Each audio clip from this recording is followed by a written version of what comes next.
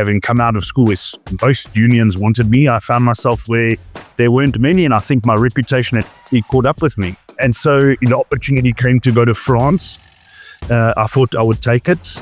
And I think I needed that sort of little bit of failure and that little bit of my back's against the wall. If I don't take the opportunity now, I'm not going to have this career that I've always hoped for. So I sort of took it as, stuff you. And then I, went out socializing for a couple of weeks. I had maybe a chip on my shoulder or hadn't learned the lessons that I needed to learn. I flipped a coin and became a bit extreme the other way. And it started becoming really extreme about my training, extreme about my recovery. I wanted to play for France. And that obsession led to training as much as I could. It probably cut my career short by 2 or 3 years by overtraining, but the obsession was evident. And I told him the situation. I said, look, I'm struggling emotionally here. This is what's happened. And then he just looked at me and said, I've got something for you, and pulled out a plane ticket.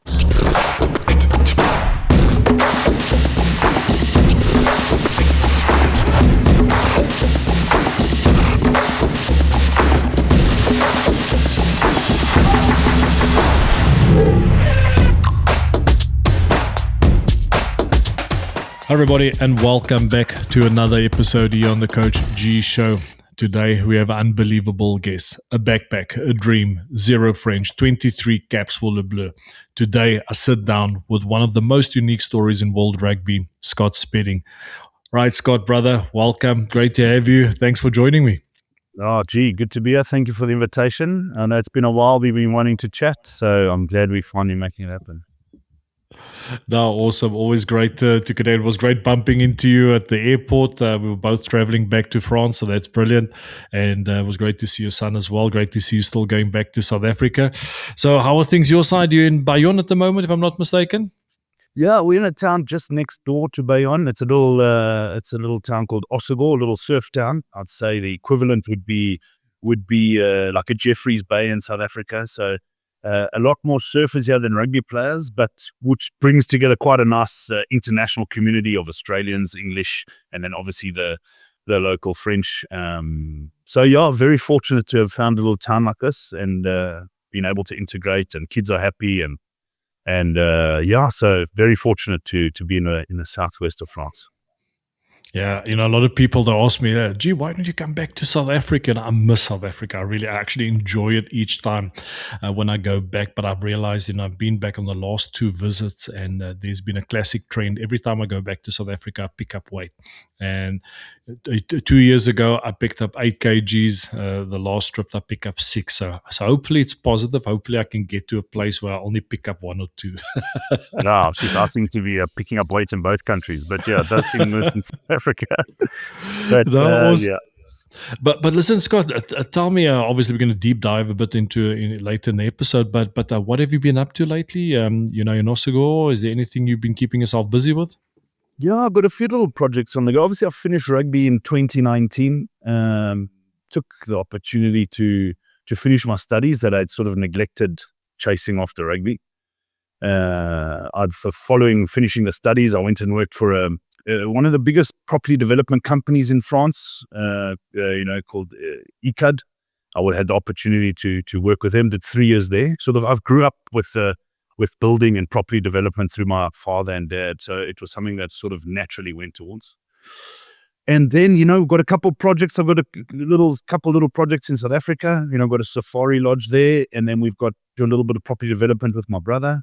Very small projects, but, and then we've got a little meat production company here in France. So a couple of little projects that keeping us busy, keeping the lights on. And as we navigate our way through post-rugby and sort of see where the roads lead to, fortunate to have found a couple of projects that keep us busy, keep us motivated.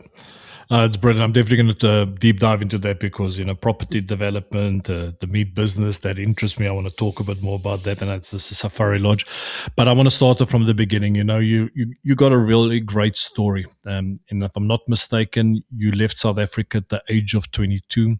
If you can take us back to that time, that period? What was the reason for that decision? Obviously, you've played for France 23 times. That's brilliant. And imagine there's a lot of youngsters now trying to figure out what they're going to do. But that's a different story because players are being recruited quite early now in South Africa, whether it's Japan or France.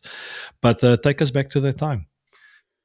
Look, the decision to come to France was probably more a forced decision than it was of my choice. Coming out of school, I was quite a sought-after schoolboy rugby player. I'd played 2 years Craven Week. I'd played SA Schools Academy. I had just played, I then went on to play South Africa under 21. Had all the unions recruiting me or trying to recruit me at a young age. But I sort of, I didn't know what it took to be a professional. I didn't know what it took to, I'd sort of just, through my junior rugby, it's always made the teams and, I just enjoyed rugby and played it as a passion. Then sort of coming out of school, the jump from schoolboy rugby to men's rugby was quite a big one for me that I wasn't ready for. And I sort of, looking back, I had a bad attitude. So when I got dropped or left out of a squad, I handled that badly. I didn't know what nutrition was. I was socializing way too much. And quickly I found myself with very little opportunity in South Africa, having come out of school, most unions wanted me. I found myself where there weren't many, and I think my reputation had caught up with me. And so the opportunity came to go to France.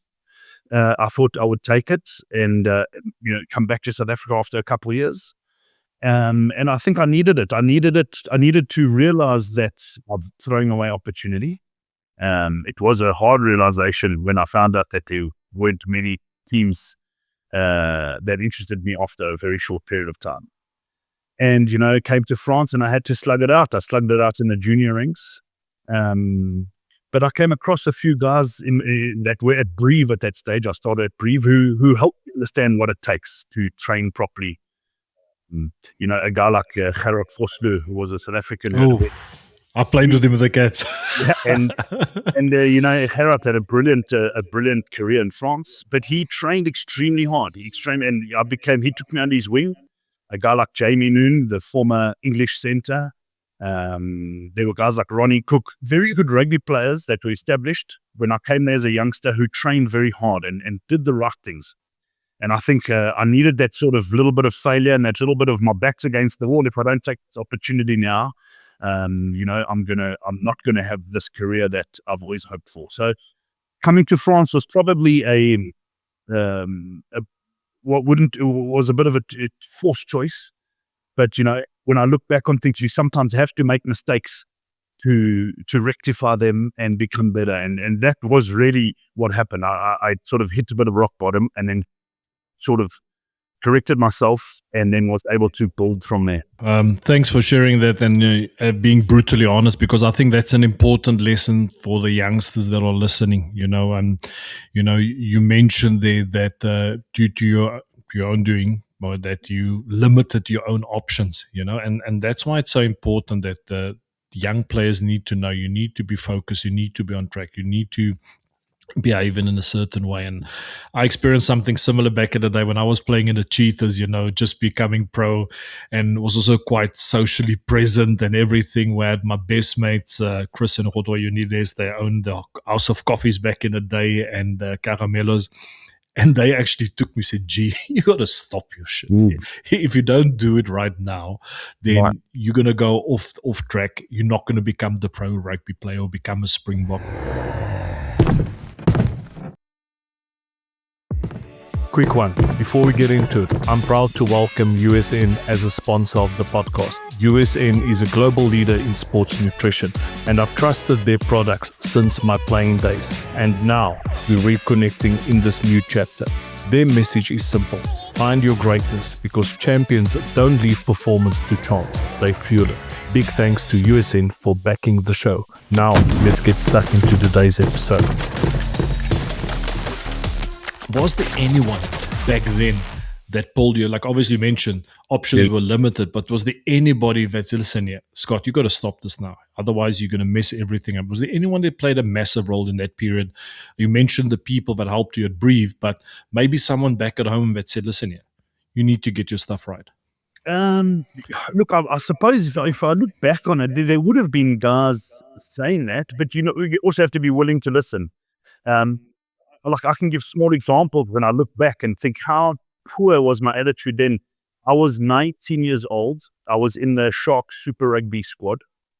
I'd sat on the bench the night before in a game against the Cheetahs, and the next day they were going on tour to Australia and New Zealand. And I sat on the bench the night before, and I didn't get chosen after the game to go on tour. But I was 19 years old. And instead of being, okay, you know what, I'm going to go back and play hard at Vodacom Cup level, or Sharks under 19 or Sharks under 200, just keep playing and I'll get another shot. I sort of took it as, stuff you. And then I, went out socializing for a couple of weeks. And, and when I look back on it, I think there would have been coaches who spoke to me and said, listen, but I wasn't. I had maybe a chip on my shoulder or hadn't learnt the lessons that I needed to learn.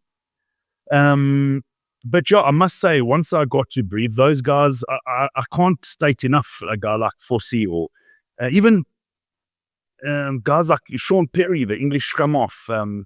They were just guys who'd been there, done that. They'd played international rugby.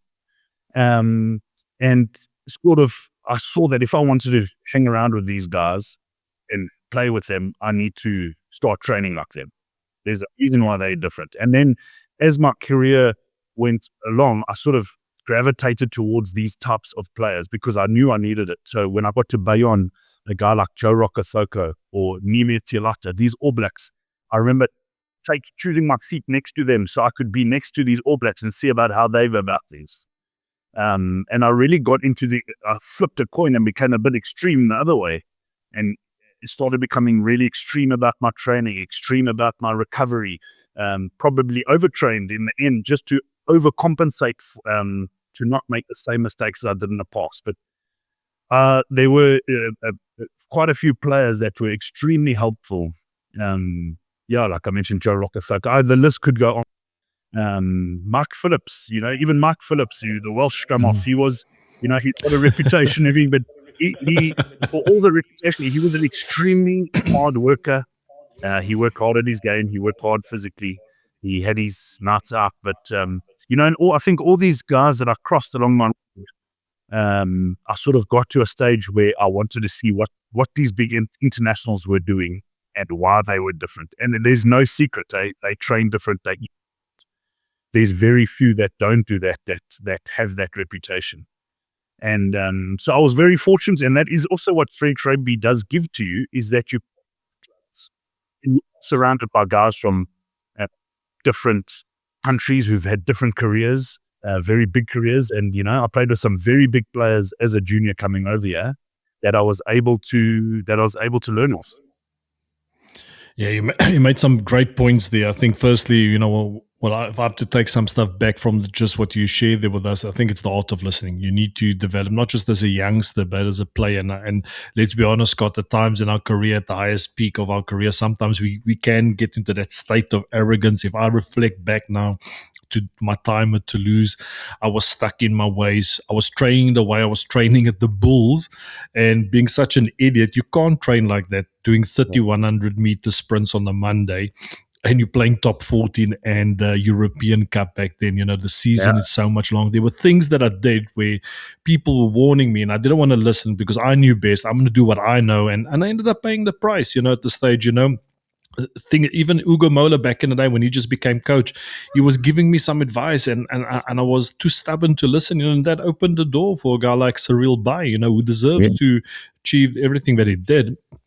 But I think that is very important. But I think that you mentioned, which is very important, is surrounding yourself with the right people. You know, and that's the great thing of top 14. You get to, I played with Pato Albacete, you know, he had his way of doing things. Thierry Dusautoir, the Dark Knight, you know, the massive French leader and one of the greatest captains of French rugby. So there's so many benefits, you know, playing in France as well, which is great. Yeah. But what I would like to ask you is like, what one of the bigger, we all know the culture shock and everything when you come to France, but what was the toughest challenge for you being here, being your own, away from your home, away from your family?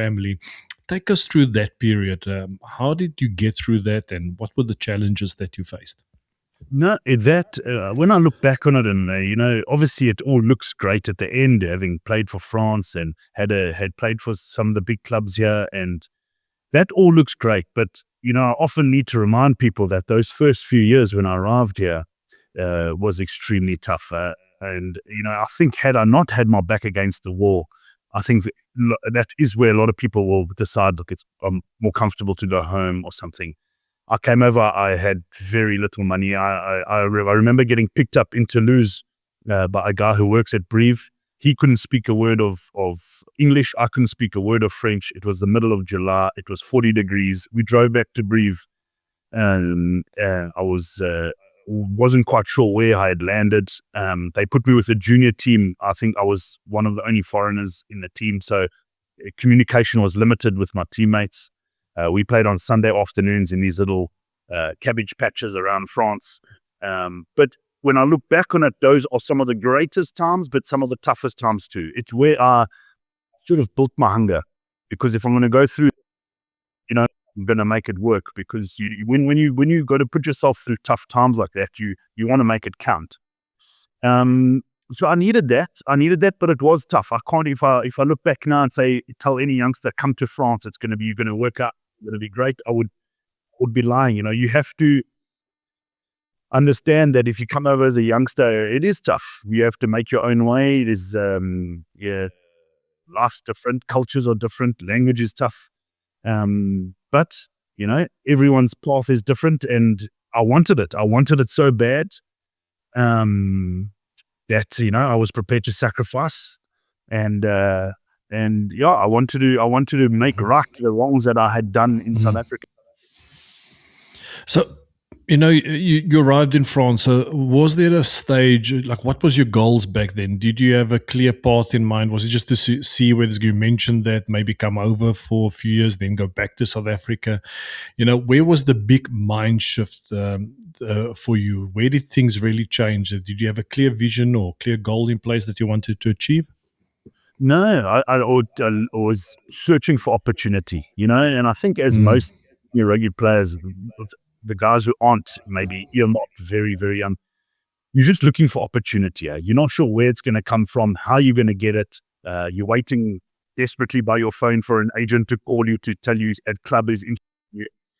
So I was maybe hoping that after a couple of years, your generation, that after that 2007 Springbok side, a couple of the guys would retire. There might be a bit of opportunity back in South Africa.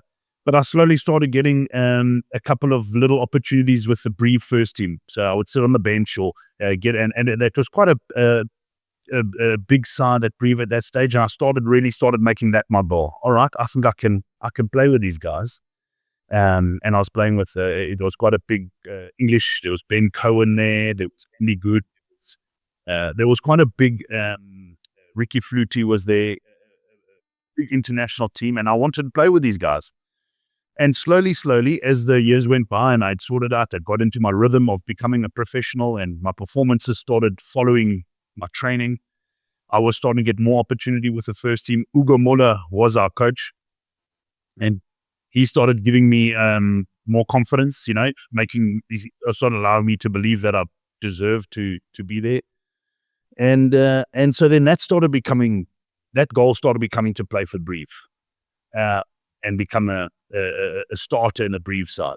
And then as I went along, obviously your goals change.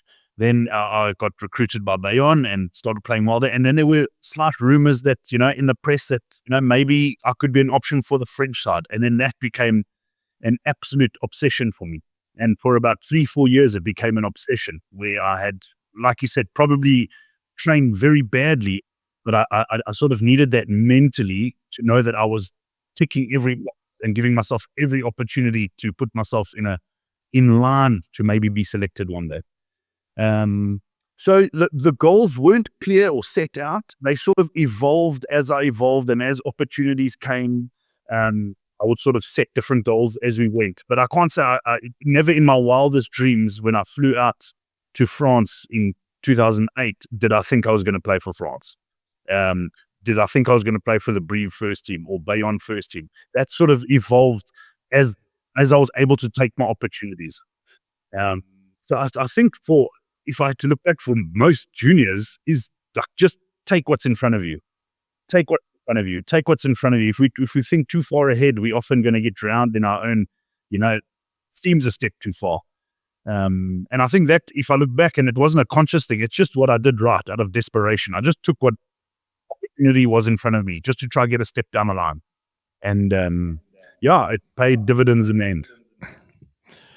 Wow. Well, there's a lot to chew on there. You spoke about creating opportunities, even though you didn't have a clear goal in mind. You were focusing on just creating opportunities and trying to, and that's a great lesson for players. We might do certain things wrong in the past, but if we get our head screwed on correctly, if we are focused on what we achieve, anything is possible. And the big thing that I see, the big mind shift that you made was you became obsessed. When you started hearing echoes that you potentially might be called, it became an obsession.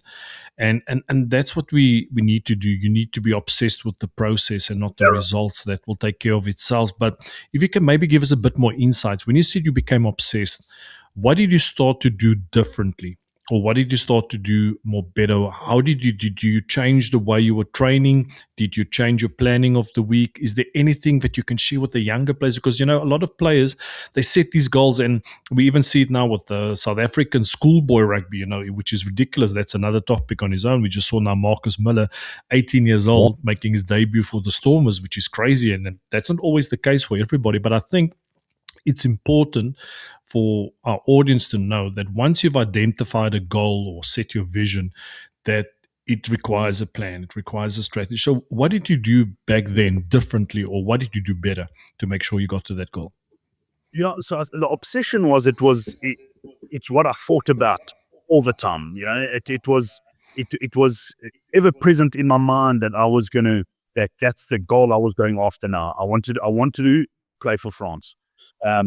And that obsession led to training as much as I could, making sure that I ate as best as I could, that I didn't drink alcohol, that I was staying away from it. And I almost didn't feel right if I hadn't trained well that day, or if I didn't.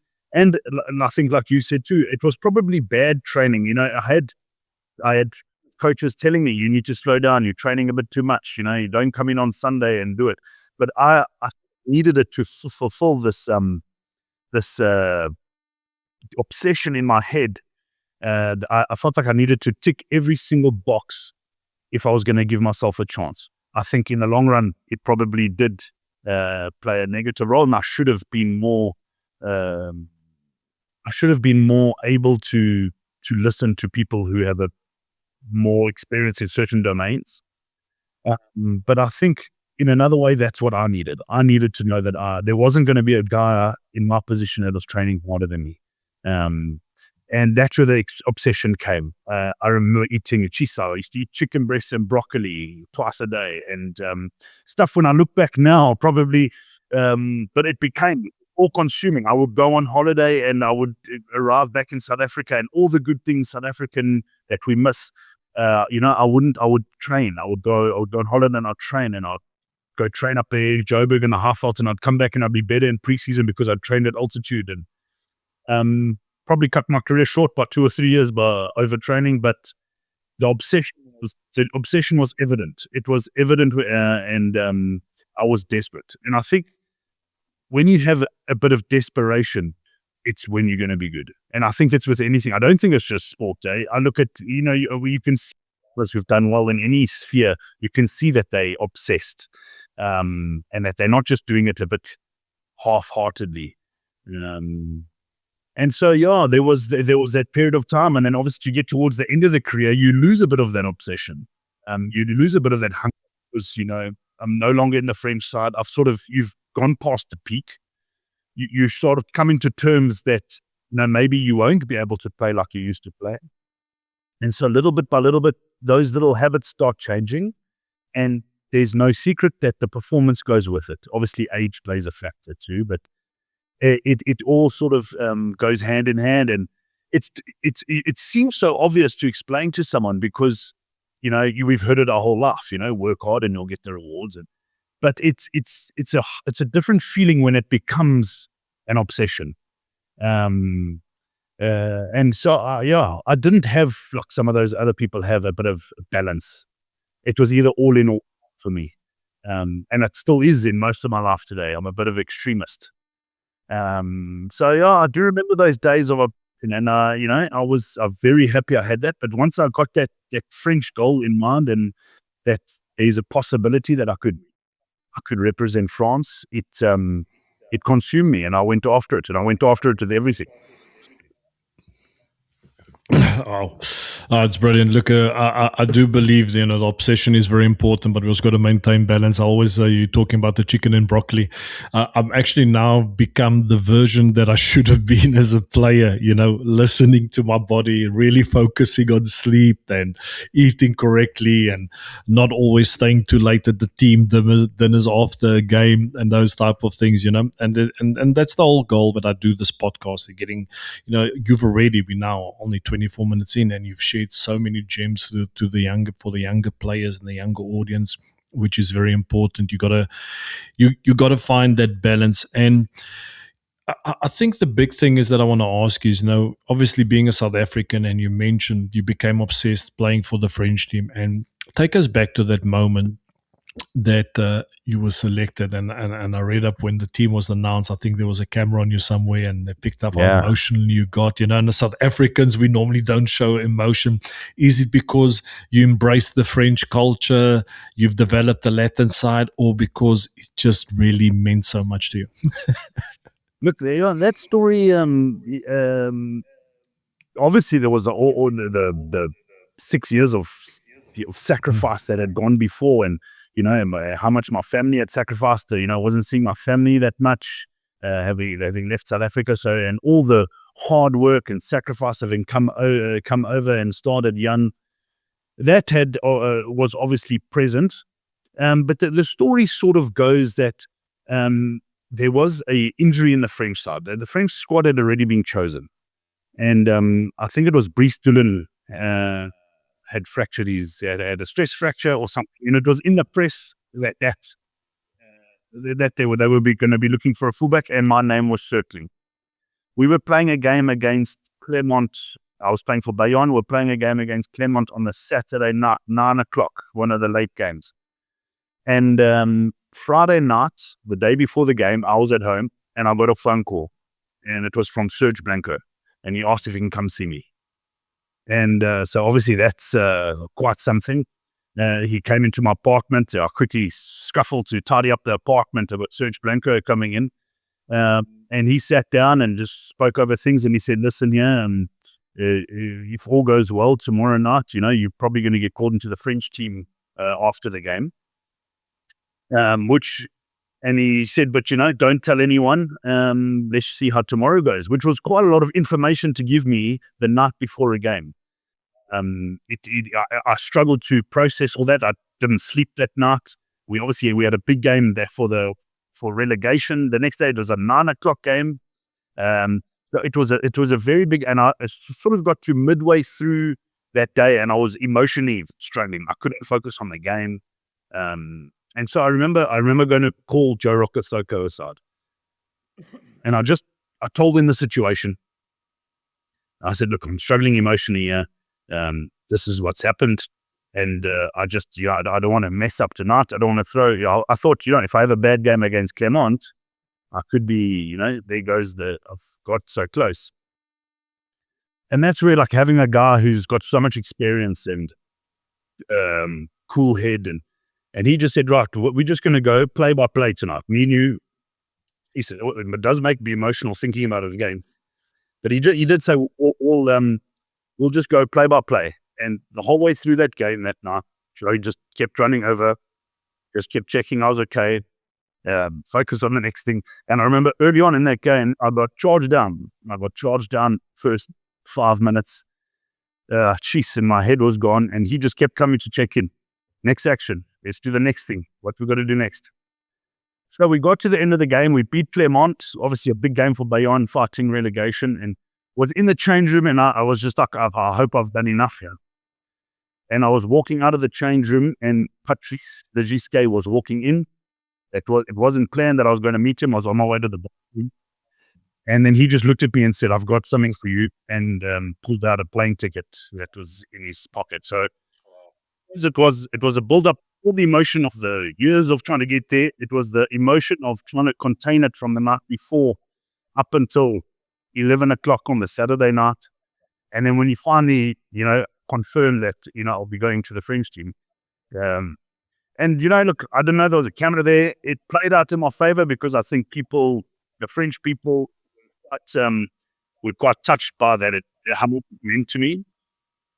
So I think that it played in our favor because, there were a lot of people who were against foreigners playing for France.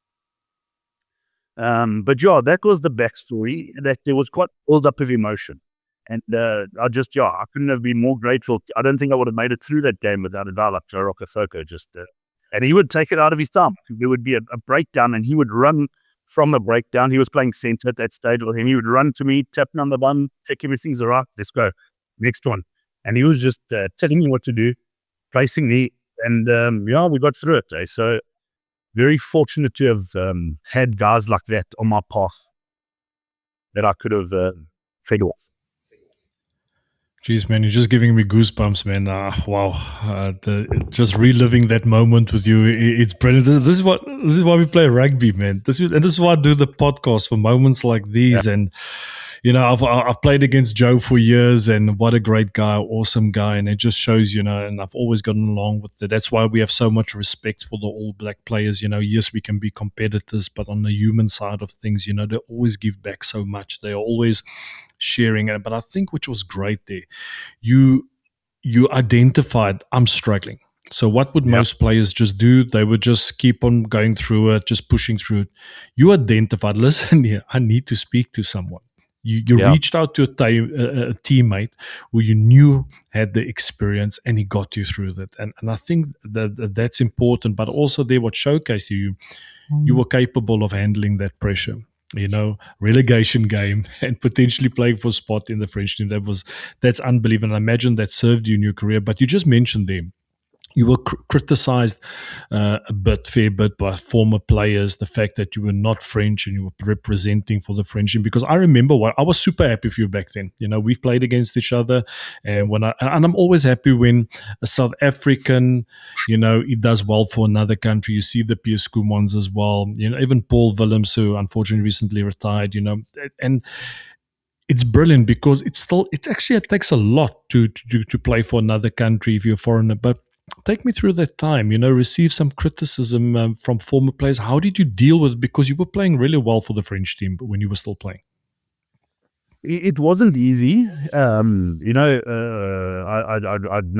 I still do not, I still remember who said what. That's how much it would have affected me at that stage. I still know which old players said what about me playing for France, and which players, supported me. Which I don't hold grudges or whatever. It's people's opinions, and I can understand that. It's just that it did affect me when I saw those articles, because I feel like, we talk about it now. People don't sometimes appreciate the journey it takes to get there. It's not just me playing for France sort of out of my own selfishness, or it's such a journey. It's sacrifice from my family.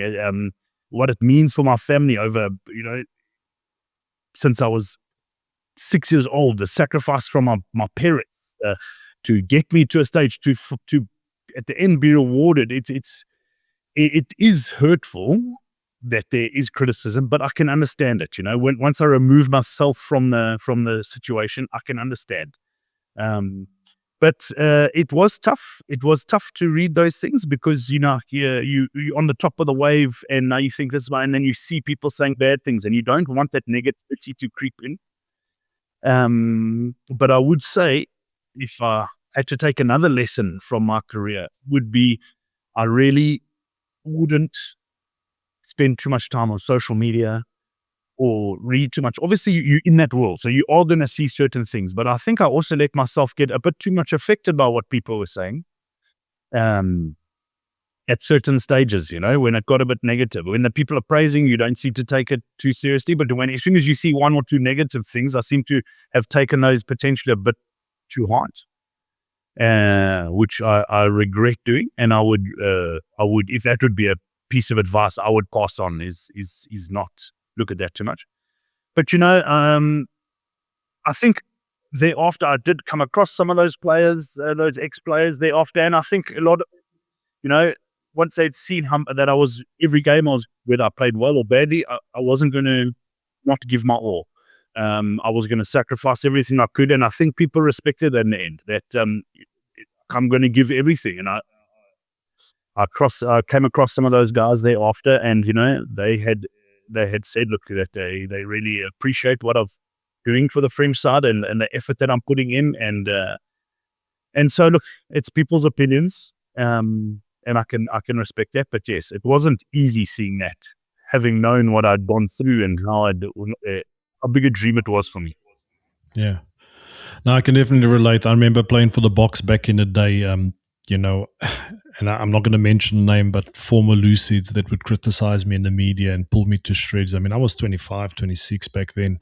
And then you'd bump into them later after the game in the bar. Hey, can I buy you a drink? As nothing happened. And, it's like, wow. And I think that's where I made a conscious decision, if I'm involved in some form of media or post rugby, I will always try to be respectful of the players and remind myself of what I experienced back in the day. But I think what it's important, Anthony Watson, he mentioned in one of our first guests on the podcast, he said, you got to only care about the opinion that's in the people that's in your circle of trust. I think that's the most important thing. You got to care what they think because they will always give you honest feedback. And there was a time in my career where I would, like in South Africa, you would open up the report on the Sunday and you wait for your scores. How many did you get out of 10 and your ratings, or what are the people saying? You want to look, you read the newspaper articles and stuff like that. And I think that's my biggest advice to players. Look, obviously it's different. Today's not the newspaper, it's social media, looking for a clip, you're looking for a blog post, all those type of things.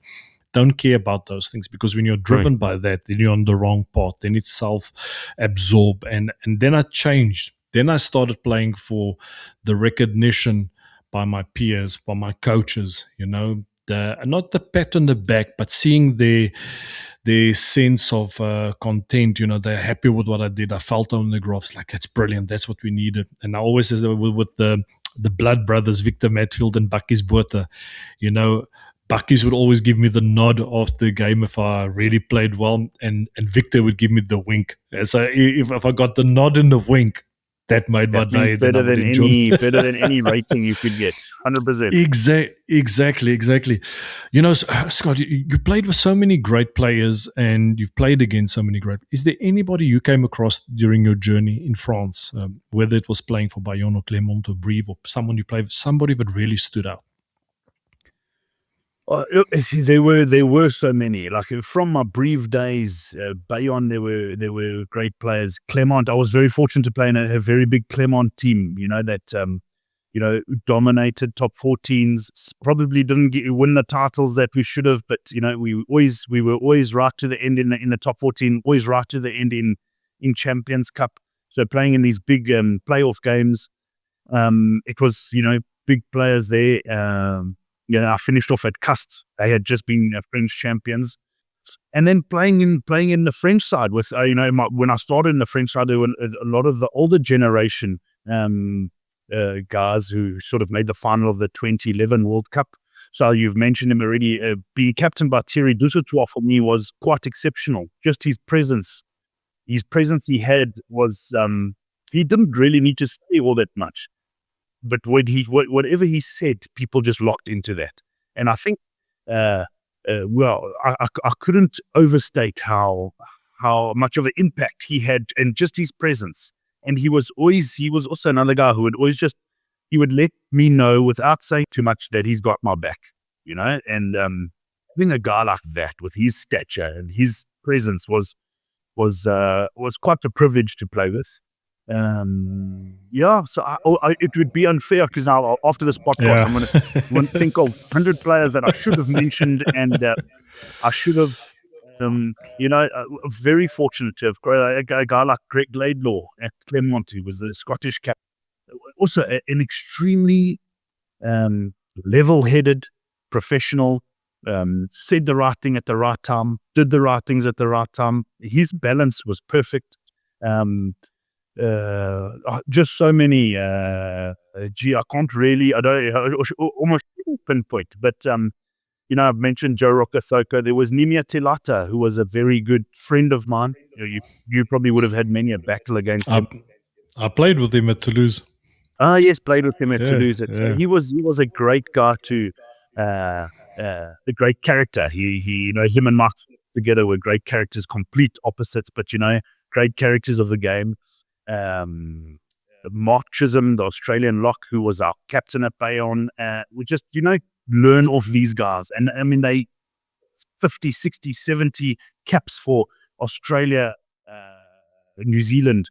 So just to have shared change rooms with these guys, and the weekend they just become friends. You're having bras on the weekend with them, and it just becomes so natural, and you just see the way they go about things. I was very fortunate to have played with so many greats of the game. You're talking about Mike Phillip. Someone told me the story, but I won't give the full story. But I remember someone told me he was playing at Bayonne, and it was a video session, and there was a clip of him where he did something extremely well, and he just blurted out like loudly, "Je suis énorme," and he just said that means French, "I'm unbelievable." No, he used to call himself the vedette. He used to call himself the vedette, which is in France, which means you're the star. So he wasn't short of self-confidence, but I think with Mark, a lot of people, they don't take it tongue-in-cheek from him, but he likes to wind people up. And he always used to tell a story that he did an interview once when he was breaking onto the scene for Wales, and the interviewer said, "You must be in the top 3.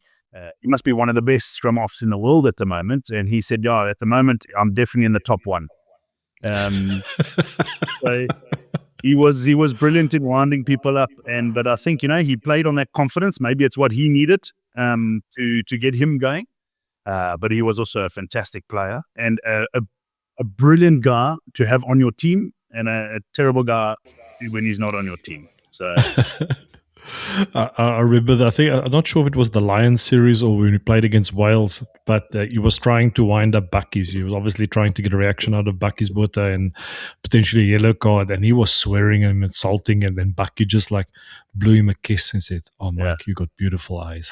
Mike was stunned. That was not the reaction he was looking for. Scott, a lot of people are talking about South Africa, with the box and everything, but I want to talk about the French because we saw, especially in that build up to the World Cup in 2023 and even till today, French rugby became a massive force. And I always loved watching France, but as you know, there were times in the past, or the last 20 minutes, the French would lose out. And I remember it was tough for you guys in the World Cup in 2015. You got a big hiding against the ABs. What do you think, was the massive change? Was it just the luck of a new generation of brilliant players like Ntemak, Jolange, and Francois Cross, all these type of guys, Muvaka, that changed thing? Or do you believe there was a systematic change in French rugby? No, there was definitely change in the systems, which was desperately needed, and still probably is needed if they really want to compete on a consistent level with the top 2 nations in the world. So, if you go back, obviously the top 14 in the Champions Cup eats up majority of the year here in France. You would know that, you've gone through it. So when you add international onto that, it almost becomes, as with modern day science and modern day rugby, we know that it's not sustainable. But that is what it is. The top 14 is an extremely lucrative league, and the prestige of Champions Cup, which means that you get to the end of the year and you can't actually go play these June tests. The guys have just played 10, 11 months of rugby, including a Six Nations. Now they must go on tour again. You're not putting anyone in any sort of position to perform well. And we sort of saw that those June tests where the French were going on tour, they were a bit of a waste of time, because you're playing against teams that are fresh and ready to go and rested up, and you're sending guys who are in no position to be playing at top level rugby. Well overplayed, close to 40 games in the season already. So those changes came in. They sort of changed the way they thought about the June test, where they'd sort of give more players opportunity there, which I don't think's the best way, because we want to see strength versus strength in those games. But at least they're giving players a bit more rest. And then they have brought in, already at the French camp, when Fabien Galtier now gets his side, he gets 42 players, and he gets the week before off. So they've got a lot more time together, and they've got a lot more players in squad. When I was there, you were allowed, I think, 28 to 30 players. So a couple of injuries, we can't even play 15 on 15. And we would often get together the week of a game. So if we've played on a Sunday with Clermont, we're not going to train on the Monday. Tuesday becomes like our first day of training, and we're playing a game. We're playing a test on the Saturday. It wasn't conducive for elite rugby. So those little things have changed. They get together 2 weeks before, a week before. They get a lot of preparation now together, and they've got 42 players to handle the injuries. They can play 15 on 15. So I think that was very desperately needed, that the league in France and the federation, which are two separate entities, were able to find some common ground for the betterment of French rugby. Whereas in the past, it was very much the two entities trying to show who's boss, and they weren't trying to work together. And the French team really suffered as a consequence of those battles between the two entities. So I'm not saying that there isn't a very good generation in place now. There definitely is. But I don't think there weren't good players back in the day. We've mentioned a few of them already. They were good players. You have to put the modern day athlete in good conditions if he's going to be eating against other modern day athletes. And I think the French team, for a period of time, the system was so broken that it was going to be very difficult. No matter what generational player you had there, it would be very difficult for them to compete. Yeah, I totally agree with you. I think there's two factors for me that played a massive role. And I think firstly, French players became better conditioned, which wasn't always the case. I remember when I arrived in Toulouse in 2011, and back in the day, we only had a small gym. I was shocked. I was like, how tiny is this gym? And it was like next to the physio room. And I would be ready at my pre-workout, ready to start the session. And players would be having croissants and drinking an espresso, talking about what they did the weekend. And I would tell them, like, guys, we're here to work. I would just say, hey, gee, calma toi. Take it easy, it's only Monday, relax. So there was that mindset. I think they get better conditioned, because often we would see players the last 20 minutes, they would fall off the bus. That changed. And I know it was something that cost you your international career, the GIF system. I do believe the GIF system played a massive role, because, was an academy coach at La Rochelle, and I saw the importance of the French development, the development of the players, key players. Because in the past, like they would say in French, c'était un peu abusé, in terms of having foreign players coming into the club. So that's brilliant. But I think the question I have for you is, World Cup 2023, take me through that quarterfinal. Obviously, I can imagine you were for the French, but there was a part of you that was happy that South Africa won as well. No, well, it's probably the most asked question I got, and around that time, look, I think at that time I was actually at that game. I went up with Flip van der Merwe, who's a good friend of mine, and we went to go watch the game. And obviously on that field at that night, I think there were 10 French guys.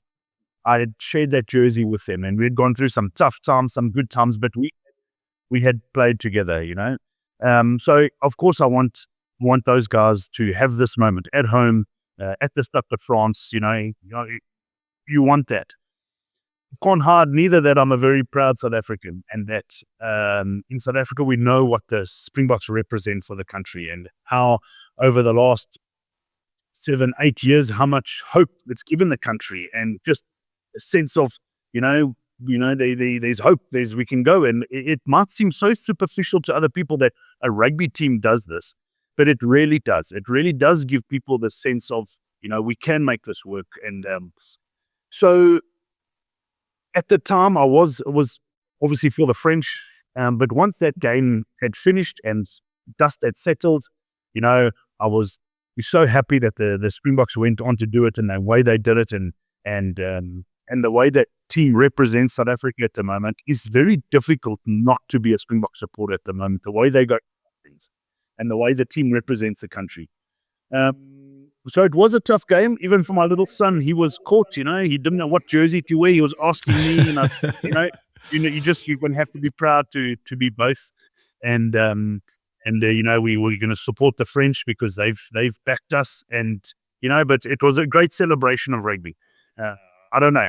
I don't get too caught up after my rugby days. I don't get too caught up on results anymore. It's not going to, maybe because I've been through it, it's not going to change my life. I enjoy watching big games. It doesn't change my life if one team wins over the other. I had soft spots for both. But yeah, what a game of rugby. Yeah. I must say, good both kept. I can tease the French if the South African wins. If the French win, I can tease the South Africans. So. Oh, man, I remember that World Cup. It was brutal because I was emotionally drained, and I wasn't even allowed to smile at La Rochelle back then, because when the Springboks won, if I just smiled, they say, stop rubbing it. And I'm like, I didn't even say anything. But, Scott, we spend a lot of time in the rugby, and oh, wow, you actually have so much that you can share. And I want to deep dive in a bit of the tough times you experienced with the French team. Hopefully we'll have some time at the end. But I want to talk about what you're doing now, because this intrigues me. Because obviously, I've retired in 2017. Wow, if I look back at it now, it's going on 9 years almost. Ridiculous. Yep. Our time flies. And it was tough for me when I retired, and I had this idea of becoming a scrum coach and a specialist coach, and where I was going with it. But I'll be honest here, I was lost. But what I like is that you mentioned you studied. If you can tell us what you studied and how you got involved into the property game, because you mentioned you've always been involved in construction, etc. But if you can give us a bit more information on that. Yeah, so we're lucky in France. They have that. I'm not sure if you went through it with Proval in the Toulouse Business School. Where at the end of my career, manager. You're able to go do a business degree, which they cater it for rugby guys. We're at the end of our career. It's quite tough to focus full time, so it was quite nicely catered. And I feel like I desperately needed to go back and finish some studies. And then I thought of go back to what I know best, which is construction or property. And was very lucky to have met the right people at ECUT, which is a very big property development company nationwide in France. But to be credible, I needed to go and, this is not South African property development. I needed to know the rules and the regulations. So I found another school where I could go and do a degree in property development, in more the French law side of things. And so I did that and got that under the belt. And then worked for that company for 3 years, which was a great experience. 3 years was the goal. I don't think I'm built for corporate world, which is very much corporate world but I wanted to get a bit of experience and did my 3 years there. And it was invaluable experience. And like you say, when you finish rugby, which I think most rugby players will attest to, is we can have all the plans we want, and it's difficult. You're going to try a few things. A lot of things are going to be tough because it's completely change of rhythm. It's a complete change of fulfillment. And so you try your projects, and you and you got to adapt once again, just like we had to adapt when we started out on the rugby journey, as you would have adapted from moving from the Cheetahs to the Bulls or to Toulouse. You take your opportunities, and I feel like I'm still on that path, even though I finished in 2019. We've got projects on the go and stuff, but I'm still I'm adapting as we go. I don't have it all figured out. I'd be lying if I said I've I have it all. I've got some things that keep me busy, some things that I believe could work, and I'm trying to work it out. I'm working it out as I go, and hopefully I come across something that gives me, one, financially sorts me out and my family, and one gives me the fulfillment and the ambition to want to do that. Because I think it's one thing getting a good job, but if you're not being fulfilled emotionally and stuff, as we were with rugby, I think it's quite tough coming out of the rugby world. We had such highs and such lows, and they were week after week. Where you go into the business world and things are very slow, and a property deal might take 2 years. So your victory is a very slow process. So you don't get those. And so it's about finding that balance, finding the road that you feel that's sustainable. So I've got a few cool things on the go, but I'm still open to adapting and moving and finding my way through the next chapter. Yeah, it's so true. At the end of the day, you got to look at something that fulfills you and something that pays the bills as well, which is important. And I can definitely state that I'm in a transition period between coaching jobs. I decided to stop at La Rochelle because in my case I loved coaching there. It was brilliant environment, great players, great coaching staff. I'm really grateful for the time, but as a coach I was no longer being fulfilled, just being a scrum coach, and I want more, becoming a forwards coach or eventually head coach one. So that's still the goal. And I know a lot of people are asking, like, listen, but you're doing all this scrum stuff online, the scrum dominator mindset, but Scrum dominator mindset provides me income at the moment, so that's the main thing. So my journey is still to try and get to that place where I can be a forwards coach somewhere in a team, and for having that fulfillment. But that's so important that you kind of got to figure things out, but you just got to adapt as the journey goes on. And a lot of the players that I've had on that, in your case there, Gila, it would be quite weird if you had it all figured out from the start. It's like, no one comes out of school and is a Springbok. Well, there are a couple. There's been a couple, but no one. You come out of school and you're a polished player off the bat. You work it out as you go, what works. And it would be very weird that you finish your career and you were a world-renowned forwards coach. You sort of have to learn, make mistakes, and the fact that you still have ambition to evolve to be more than just a scrum coach. I think that's what's important. You're going to strive, and I have no doubt that you'll look back in a couple of years and you will have achieved that. But unfortunately, the journey we have to go along that journey of working it all out. And I guarantee we can have this podcast in 10 years' time, and you would have achieved amazing things as a forward coach over the previous 10 years. But I think what the most important thing is, like you just mentioned there, things might not always be clear. You might know, but you got to be willing to learn. You got to upskill yourself. And sometimes like you just mentioned, you're obsessed with the French team. Like at the moment, I'm obsessed with the scrum dominator mindset. And originally years ago, it was just a framework and a mentorship program for the scrums. And now all of a sudden it has evolved, because now I'm mentoring coaches, not just on the scrum, but in terms of how they're managing their team. What are they putting into place? How can they help to develop resilience? I'm working with corporate leaders, helping them build strong, robust teams using the scrum dominator mindset. That is something that evolved. But if I didn't go all in, and if I wasn't being myself and being fully committed and fully passionate about it, I wouldn't have realized. Like, I still don't know where the scrum dominator mindset is going to go to. But I think the question I wanted to ask was Victor. I had Victor on the podcast as well, at Ali Williams, brilliant guy. He always makes me laugh. I asked him this question. He was a football player, and he changed to rugby. And I said, why did you change codes? And I was expecting this great answer. And he just said to me, oh, mate, it was just for the girls, man. They love rugby players instead of footy players back in the day. But then he spoke about the lessons he learned from rugby and how that helped him. We all in our own right, a CEO. Victor became a CEO of a company in South Africa just because he showed humility. And he had this ability to bring people together, So, because he asked the guys, like, why are you making me say, like, listen, you have something here. And we all have something unique from rugby.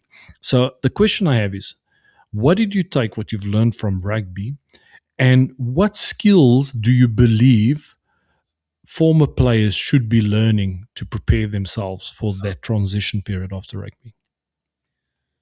Well, what I think rugby really does give former players is a network, and I have seen it since finishing rugby, and I think we shouldn't undervalue that.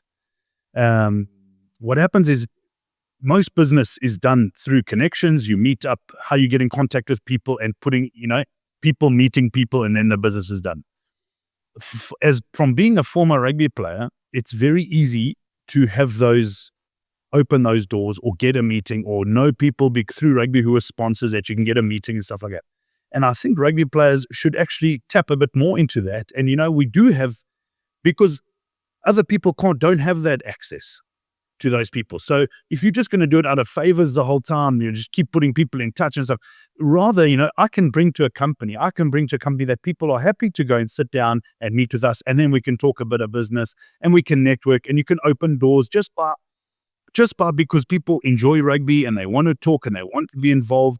And I often feel that rugby players maybe undervalue that it's actually very valuable to companies or to individuals to have people that can open doors.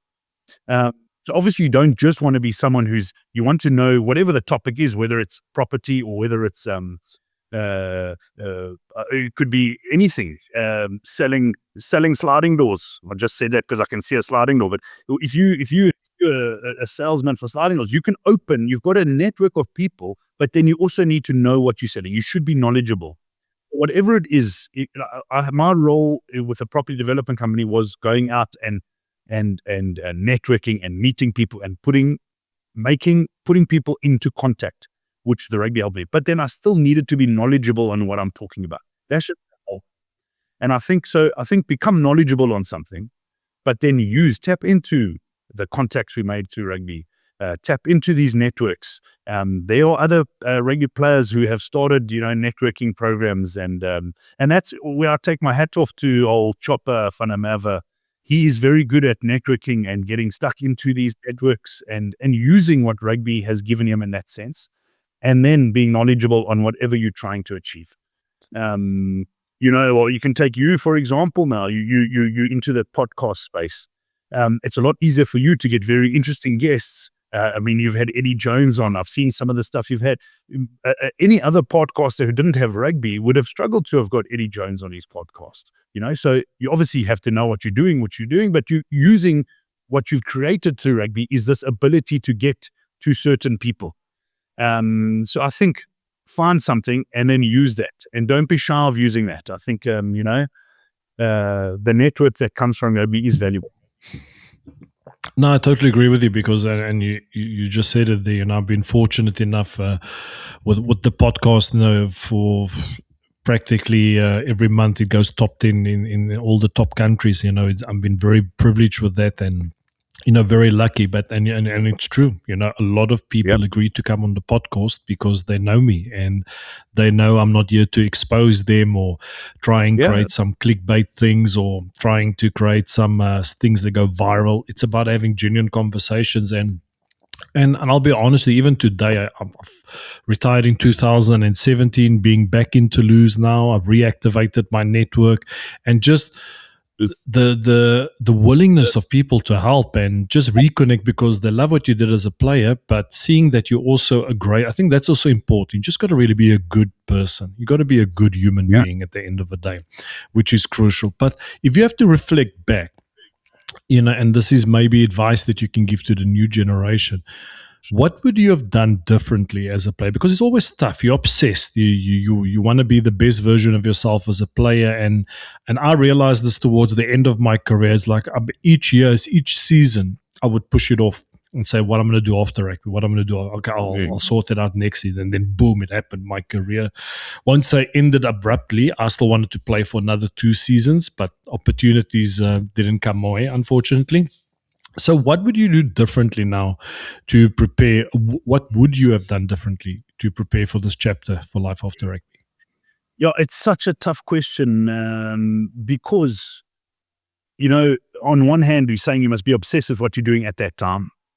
So, or you don't have to be, but, I think some players need that. Some players have a lot more balance. So it's very difficult for me to have said, I should have at that stage started a company or started doing something on the side, because that would have taken away from what I was trying to achieve there. So it is very difficult. I don't even know what I could have done differently, because, things are so, once you finish rugby, you do find yourself, okay, now what? I'm not sure, would there have been anything I could have done whilst playing rugby that would have helped me in that moment once rugby was no longer there? I'm not sure. I think upskilling yourself is what you've said is important. I think getting studies done, even if it's just for confidence, even just to know that you got a degree in business or whatever it is, you've got that skill. To have it all worked out while you're playing rugby, how it's going to work afterwards, I don't think that's realistic, because you don't know where you're going to finish, you don't know where you're going to live. To start a company, but rugby, you need to move around. So to start a company, you need to be present and involved. I would say upskill, studies. Sorry. I actually don't have the answer to what would be the perfect way to transition. I would say surround yourself with people who've done it, so you're going through the same thing, that would be important. I was lucky, once again, I've mentioned Flip a few times now, but, we went through the same thing, same time, we were in the same area. And so we did, bounce off each other, how are we going to get through this, looking for opportunity, and spending a bit of time together, because it's a complete void that happens in your life. You go from school, it's like being in school your whole life. You get told what uniform to wear, you get told where to be, what subjects to be, or what periods you have. Then you get told what rugby thing, and then all of a sudden at 33, 34, that structure is no longer there. And it's refreshing in the beginning. It's very refreshing, but soon you find yourself, okay, what now? So. I don't have the secret. I would say upskill yourself, study, find something, whether you or not, at least you've got that. It could be plumbing, it could be anything. You can get stuck into that, and then take what opportunities come. You'll work it out. Keep busy, and keep moving. You don't have to have it all worked out. I totally agree with you. I think there, what you mentioned, like obviously it's about, I won't say balance, because at the end of the day, rugby is your main thing in that moment. And what I advise players is you got to build relationships. When people come to you, show a really good interest in them, like genuine. I managed to develop some great friendships while I was at Toulouse, and also back in the day at the Bulls. And those are relationships that lasted for life. And we still play paddle together from time to time, which is brilliant. And if I do, even like, I'll give you this for example. When I came back to Toulouse from La Rochelle, I was at the water rugby, bumped into people I knew from back then and former sponsors. They asked me, listen, what are you doing? What's your plan? And they would say, what the first thing say? Hey, let's go grab a bite. Let's go eat. Let's see how we can help you. And that comes down to being a really good person. I always used to take time for people as a player. I used to remember going from the change room to the reception after the game would take me an hour, signing autographs, taking photos with people, really making time for people. That's very important. Yeah. But the other thing which I tell players, be curious. Be curious and experiment. Try things, because only then you will start to, because you might do something, but it might not be the thing you'll be doing after rugby, but it will put you on a path to 100%. discovering something that you want to do. And I think that is the most important thing, being curious, even like you mentioned, whether it's doing plumbing or carpentry, but also having a sense of accomplishment where you develop a new skill. And like you mentioned, you gain confidence.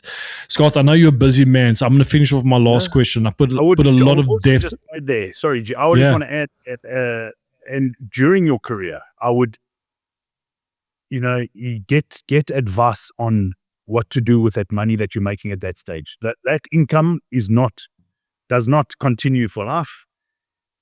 Watch out for big cars, big houses. While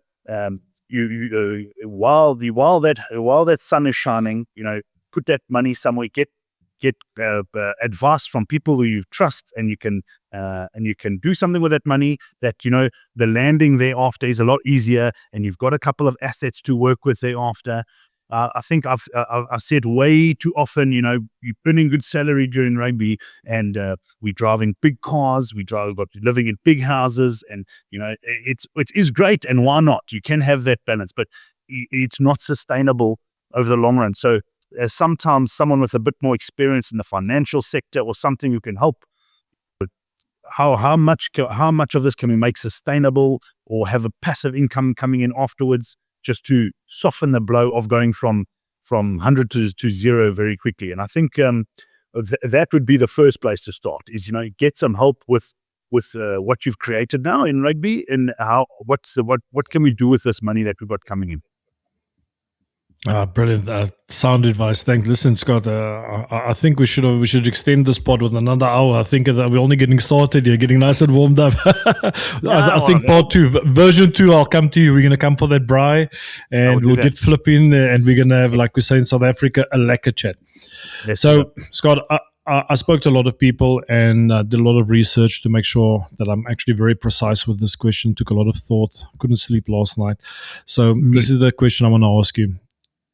If you have to come back once you have gone onto a higher plane, and you have to be reincarnated as a forward, who would you be?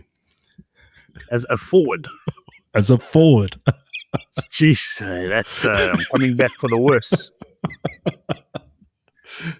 Oh, who would I be coming back as a forward? Well, you want to be someone you're playing up front there, and yes, the conditions are tough, and you want to be someone that's field there. So there's only a few that spring to mind there, but like a Bakkies Poorter or Eben Etzebeth, where you're dominating, because I've seen some of these cold nights in France, and you got to get stuck in the mud there, and if you're not dominating, you're not having fun out there. Hey? So I think you'd know that with the scrum. So if I want to come back, I want to be an enforcer.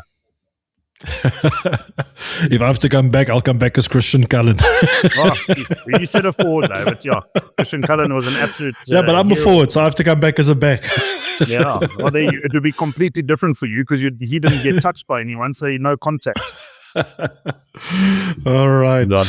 Nah, okay, guys. I just want to say thanks to the audience, everybody that's listening or watching the podcast, and always supporting the Coach G Show. And I would definitely invite you to join my Scrum Dominator community on the platform School, where we have some great conversation, not just about the Scrum, but life and resilience and all the topics that we are passionate about. You can check the link in the description of this podcast, or you can DM me the words community on my Instagram page.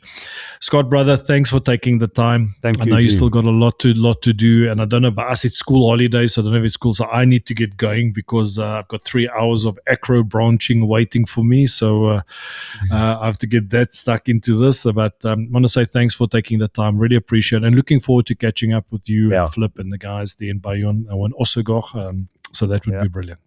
No, I appreciate it, G, and enjoying watching your journey and how honest you're being about it, and as you're working your way through it. And we're enjoying watching it. So keep going. Nah, thanks, man. Appreciate it. All right. Okay. Ciao, ciao.